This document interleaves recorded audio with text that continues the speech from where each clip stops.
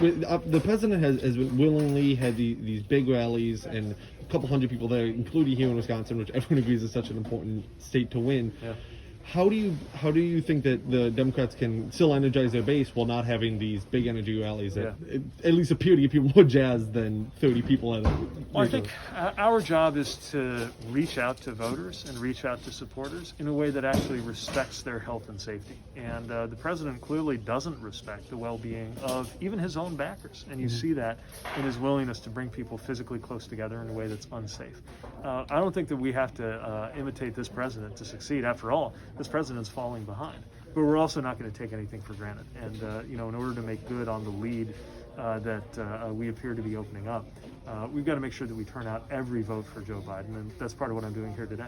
And I've, at least in my own experience, I found that the people who are further left, a lot of people who particularly supported Bernie Sanders, and then the people more moderate are the ones who I think are iffier on supporting Joe Biden and not sure if they want to vote at all or if they want to vote for Trump. How do you think that Joe Biden can try to find that split so that he can pull in both sides rather than a large base on either side just not voting and not helping either candidate? Well, I think what unifies us most is a concern about everyday life.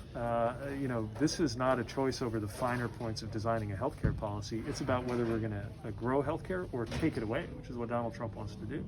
Same thing on climate. As Democrats, we may have some debates over exactly how best to tackle climate, but we're choosing between a president who will act on climate and a president who says it's a hoax.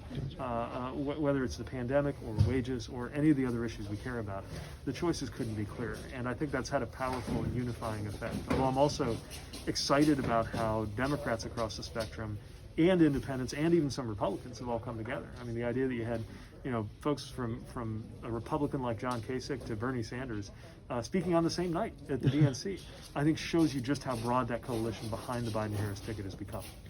And I think kind of there's this large coalition, yourself included, of people who are big names who are supporting the president or supporting the former vice president.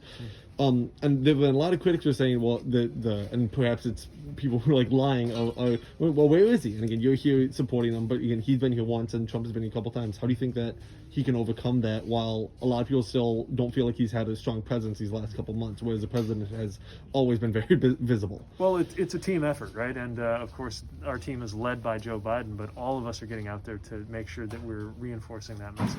At the end of the day, we're going to do things differently, and we're going to do things in a way that respects health and safety. But you're also going to see a ton of energetic campaigning all the way through the end of voting season by Joe Biden, Kamala Harris, and all of us who believe in their leadership. And I'm just kind of curious, how did you kind of find or pick you in Green Bay, then Milwaukee, then we're seeing today? Was it just saying like, hey, these are the three big cities got to hit, or why was it those three cities today? Yeah, there's never enough hours in the day, right? So we're trying to cover a lot of ground, and it's a mix of logistics and trying to make sure we get the right coverage. But these are three communities that I think have so much on the line. In Green Bay, we were visiting with small business owners who were impacted by the failed pandemic response. In Milwaukee, engaging with students, who I think are a huge part of how we're going to mobilize young voters. And here in Racine with the mayor and other local leaders, having a chance to really talk about what it means for a community that's got such economic promise to actually have a president who keeps his promises. And that would go a long way toward job growth and prosperity around here.